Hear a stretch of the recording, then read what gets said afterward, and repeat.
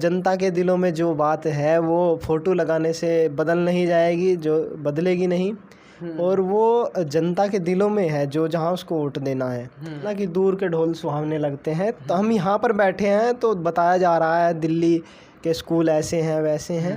वो कुछ स्कूलों में उन्होंने नवीनीकरण कर दिया तो उसको मॉडल के रूप में वो दिखा रहे हैं। अब जो है वर्तमान में मैं समझता हूँ धामी जी एक विकास पुरुष हैं और युवा नेता के हाथ में आपकी बागडोर है। तो धामी जी के नेतृत्व में बहुत ही सुंदर, क्योंकि रोजगार के अवसर भी अब निकल रहे हैं और विकास के जो कार्य रुके हुए थे वो भी चल पड़े हैं। तो एक कहीं ना कहीं धामी जी के नेतृत्व में एक बहुत ही सुंदर उत्तराखंड का निर्माण होने जा रहा है। और नमस्कार दोस्तों, मैं हूं सुमित। आज हमारे साथ एक ऐसे व्यक्ति हैं जो छात्र राजनीति, प्रदेश राजनीति में उभरते हुए एक चेहरे हैं, लगातार समाज में अपना योगदान देते हैं। वो हैं सागर सैनी जी। तो सागर सैनी जी, बहुत बहुत स्वागत है आपका। जी स्वागत है सुमित जी, आपका और आपके इस यूट्यूब चैनल का और तमाम सभी आपके दर्शकों का। सागर सैनी जी, आप समाज में एक अहम योगदान देते हैं समाज सेवा के रूप में, राजनीति के रूप में। तो 2022 में चुनाव बहुत ही करीब हैं, सारी पार्टियां अपनी तैयारी कर रही हैं, तो आपको क्या लगता है? देखिए कि सारी पार्टियां, अभी आपने बहुत ही अच्छा प्रश्न किया कि 2022 के जो चुनाव हैं वो बहुत बड़े नज़दीक हैं और तमाम तरह की गतिविधियों को देखते हुए सभी पार्टी अपनी तैयारियों में लगे हुए हैं। और मैं समझता हूँ जो फैसला है वो जनता के दिलों में है और जो विकास कार्य 5 साल में हुए हैं तो उनसे कहीं ना कहीं जनता के दिलों में जो जगह बनी हुई है, तो मैं समझता हूँ जनता अपना फैसला 2022 के चुनाव में सुनाने वाली है और सभी जो पार्टियां हैं वो उसका स्वागत करेंगी। सागर जी, इस समय विपक्ष मजबूत लग रहा है कहीं ना कहीं, जब आम आदमी पार्टी उत्तराखंड में आ गई है और इस बार 70 सीटों पे वो चुनाव लड़ रही है। तो बीजेपी किस प्रकार से देखती है और आप किस प्रकार से देखते हैं? देखिए, मैं भारतीय जनता पार्टी का एक छोटा सा सिपाही हूँ और भारतीय जनता पार्टी एक पार्टी नहीं, अपनी विचारधारा पर कार्य करती है। तो मैं समझता हूँ कि उत्तराखंड में पहले भी सरकारें आई हैं और अब फिर से भारतीय जनता पार्टी अपना पूर्ण रूप से पहले भी अपने 70 सीटों पर चुनाव लड़ चुकी है और जीत हासिल की है। तो भारतीय जनता पार्टी जो जनता के दिलों में एक जगह बनाई हुई है और सभी इस समर्थक भारतीय जनता पार्टी से जुड़े हैं। और आम आदमी पार्टी हो या कोई सी भी पार्टी हो, कांग्रेस हो या कुछ भी, तो मैं समझता हूँ कि चुनाव लड़ती हैं सभी पार्टी, अपना दमखम पूरे ज़ोरों से दिखाती हैं। लेकिन ऐसा नहीं है, भारतीय जनता पार्टी के कार्यकर्ता जन जन के बीच जा कर के अपना कार्य कर रहे हैं और आने वाले विधानसभा चुनाव में 2022 के इस चुनाव में भारतीय जनता पार्टी की सरकार पूर्ण बहुमत से बनने जा रही है। सागर जी, हमें ये बताइए कि 2022 में बीजेपी के मुद्दे क्या होंगे? क्योंकि जो पिछले 5 सालों में बताया गया कि रोज़गार, कहीं ना कहीं बीजेपी ने इस समय काफ़ी भर्तियां निकाली हैं लास्ट टाइम पे, कहेंगे कि जो 4 साल में निकालनी चाहिए थी वो अब निकाली हैं, और आगे क्या क्या रहने वाला है? देखिए, जहाँ तक कि रोज़गार की बात है, रोज़गार के अवसर युवाओं को प्रदान कर रही हैं और जो है निरंतर इस क्षेत्र में कार्य हुआ है। अभी बहुत सारी वैकेंसियाँ पहले भी निकली थी, अब भी निकल रही हैं और आगे भी निकलेंगी। तो युवाओं के जहाँ तक रोज़गार की बात है, भारतीय जनता पार्टी की प्राथमिकता रही है युवाओं को लेकर, रोज़गार को लेकर, और वो निरंतर रूप से कार्य कर रही है और बहुत सारे युवाओं को रोज़गार देने वाली है। अच्छा, आजकल एक पोस्टर बहुत छाया हुआ कि एक तरफ नेता लिखा हुआ और दूसरे तरफ राष्ट्र प्रेमी या कुछ ऐसा करके लिखा गया है, तो उस पर क्या कहना चाहेंगे कि एक तरफ धामी की फ़ोटो, एक तरफ कर्नल कोठियाल की फ़ोटो? देखिए, ये एक जनता को बरगलाने की एक साजिश है और कोई भी पार्टी, कोई भी वो अपना फ़ोटो इस तरह से प्रचार कर रही है तो मैं समझता हूँ कोई बात नहीं है, सभी अपना प्रचार कर सकते हैं।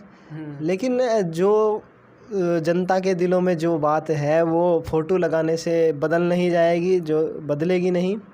और वो जनता के दिलों में है, जो जहाँ उसको वोट देना है।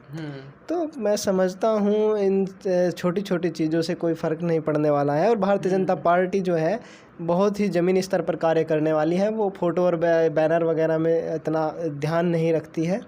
अच्छा, आप समाज सेवा से जुड़े हुए हैं, बैकग्राउंड पे काम करते हैं, तो आपको क्या क्या लगता है जो पिछले 5 सालों में विकास हुआ है बीजेपी के दौरान, जिस बीजेपी ने जो विकास करा है, कुछ आप गिनाना चाहेंगे? देखिए, भारतीय जनता पार्टी चाहे किसी भी तरह का विकास हो, आप रोड मैप से लेकर आप उत्तराखंड की बात करते हैं तो 4 धाम यात्रा का जो एक सबको जोड़ने वाला एक रोड मैप था, वो एक जो पहले से आज तक नहीं हो पाया, वो भारतीय जनता पार्टी की सरकार ने करके दिखाया है। और जो समस्या रही है तमाम रोड मैप से लेकर के कि जाम लगता था और बहुत सारे ट्रेन को लेकर के, चाहे वो दोहरीकरण लाइन हो या किसी भी तरह की हॉस्पिटल से कोरोना काल इतना बड़ा जूझ रहा था, तो तमाम तरह की समस्याओं को लेकर के हॉस्पिटल का निर्माण, कोरोना के जो समय में जो आइसोलेशन वार्ड, एकदम से इतनी बड़ी तैयारी जो उत्तराखंड में की है। तो भारतीय जनता पार्टी की सरकार ने सभी तरह से इस तमाम तरह के मुद्दों को देखते हुए अपनी पूर्ण रूप से जो है एक तरह से पूर्ण रूप में सक्षम रही है उस चीज़ को लेकर के। सागर जी, एक बात कहते हैं कि जो आम आदमी पार्टी है वो हॉस्पिटल लाने की बात कर रही है, शिक्षा को अच्छा बनाने की बात कर रही है। क्या आपको लगता है सच में दिल्ली में इतना अच्छा शिक्षा का मॉडल है और वो उत्तराखंड में काम करेगा? देखिए, वो होता है ना कि दूर के ढोल सुहावने लगते हैं। तो हम यहाँ पर बैठे हैं तो बताया जा रहा है दिल्ली के स्कूल ऐसे हैं वैसे हैं। वो कुछ स्कूलों में उन्होंने नवीनीकरण कर दिया तो उसको मॉडल के रूप में वो दिखा रहे हैं। और अगर उन्होंने सच में ऐसे दिखाया है तो दिल्ली में इस बार उन्हें बौखलाए हुए हैं और दिल्ली में भी उनकी सरकार नहीं आ रही है। भारतीय जनता पार्टी दिल्ली में भी अपनी सरकार बनाएगी, तो वो अपनी दिल्ली को बचाएं, उत्तराखंड पर ध्यान ना दें। उत्तराखंड की में जो है पूर्ण रूप से भारतीय जनता पार्टी की सरकार आ रही है। अच्छा, क्या आपको लगता है इस बार कांग्रेस आपको टक्कर दे पाएगी या बीजेपी को टक्कर दे पाएगी? देखिए, बात किसी भी पार्टी, भारतीय जनता पार्टी के सामने कोई भी पार्टी आ जाए, क्योंकि हमारा जो एक कार्यकर्ता है वो ज़मीनी स्तर से जुड़ा हुआ है, हर गरीब से लेकर के गरीब के बीच जाने का कार्य करता है, उनकी समस्याओं को सुनने का कार्य करता है और उनकी समस्या ही सुन करके समस्या का एकदम से निस्तारण करना, वो एक रोल अदा करता है एक नेतृत्व का, एक नेता का। हमारा एक नेता बीच में जा कर के हर जन की समस्या सुन करके उसका निस्तारण कर रहा है, तो ये अपने आप में एक बहुत बड़ी बात है। और जनता उसे ही वोट देती है जो उसका समस्या का समाधान करता है, उसके दुख सुख में काम आता है। तो सबको साथ लेकर के, सबको एक माला के रूप में एक मोती पहराने का काम जो करता है वो भारतीय जनता पार्टी की सरकार कर रही है। और हम अपने इस आने वाले 2022 के इस महासंग्राम चुनाव में नतीजे आपके सामने आएंगे और बहुत अच्छे परिणाम आएंगे। सागर जी, जैसे कि आपने कहा कि एक माला की तरह, मोतियों की तरह जुड़े हुए हैं, और उत्तराखंड में डबल इंजन की सरकार थी, केंद्र में बीजेपी की थी, राज्य में भी, तो मुख्यमंत्री लगातार बदले गए, 3 मुख्यमंत्री दिए हैं और पूर्ण बहुमत था वो भी। तो इसके पीछे आपको क्या कारण लगता है? कि देखिए, मुख्यमंत्री जी बदले गए ये नहीं, लेकिन अब जो है वर्तमान में मैं समझता हूँ धामी जी एक विकास पुरुष हैं और युवा नेता के हाथ में आपकी बागडोर है। तो धामी जी के नेतृत्व में बहुत ही सुंदर, क्योंकि रोजगार के अवसर भी हम निकल रहे हैं और विकास के जो कार्य रुके हुए थे वो भी चल पड़े हैं।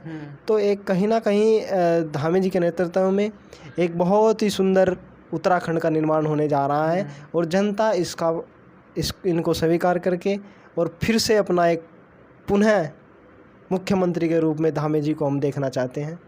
यही भारतीय जनता पार्टी के प्रत्येक कार्यकर्ता की आवाज़ है। अच्छा, तो कहीं ना कहीं लोगों को लगता है कि त्रिवेंद्र सिंह रावत और तीरथ सिंह रावत में क्या ऐसी कमी थी कि जो धामी पूरा करेंगे? देखिए कोई भी व्यक्ति पूर्ण नहीं होता है। हर व्यक्ति के अंदर कुछ ना कुछ या जो है निगेटिव पॉइंट रहते हैं, तो उन पॉइंट को आने वाला व्यक्ति उसको दूर करता है और उनको दूर करके जनता के दिलों में जगह बनाने का काम करता है। वही कार्य हमारे पुष्कर सिंह धामी जी को जो है नए मुख्यमंत्री के रूप में 11वें मुख्यमंत्री के रूप में आए हैं, और मैं समझता हूँ जनता की उस दिन से पूर्ण रूप से वो जनता के बीच जाकर के उनकी समस्या को सुन रहे हैं, उनका निस्तारण कर रहे हैं, और बहुत सारे जो कार्य रुके हुए थे वो पूर्ण रूप से फिर से संचालित कर दिए गए हैं, और जनता अपना फैसला धामी जी के पक्ष में इस समय की जो राजनीति, उत्तराखंड की राजनीति जो बात कहती है, वो जनता के दिलों में जो वोट धामी जी के लिए जगह बनी है और भाजपा के लिए जो जगह बनी है, फिर से जनता के बीच में आप जाएंगे तो आपको लगेगा कि भारतीय जनता पार्टी के जो कार्यकर्ता हैं वो कार्य कर रहे हैं, और जनता के दिलों में भी जो आवाज़ है, एक अंदर से आवाज़ है, तो वो भारतीय जनता पार्टी की आवाज़ है। वो भारतीय जनता पार्टी को पुनः उत्तराखंड में देखना चाहते हैं। आप आखिरी संदेश क्या देना चाहेंगे जनता को? मैं जनता को यही संदेश देना चाहूँगा कि जो राष्ट्र के लिए, क्योंकि अभी आपने देखा कि तालिबान का एक मुद्दा आपके सामने आया, क्योंकि सबसे ऊपर जो होता है राष्ट्र का धर्म होता है। जनता विकास कार्य को भी देख रही है और राष्ट्र के लिए जो कार्य कर रहे हैं उसको भी देख रही है। तो अपने इस जो राष्ट्र है इसको बचाने के लिए केंद्र में हमारे माननीय प्रधानमंत्री जी नरेंद्र मोदी जी केंद्र में हमारी सरकार को चला रहे हैं।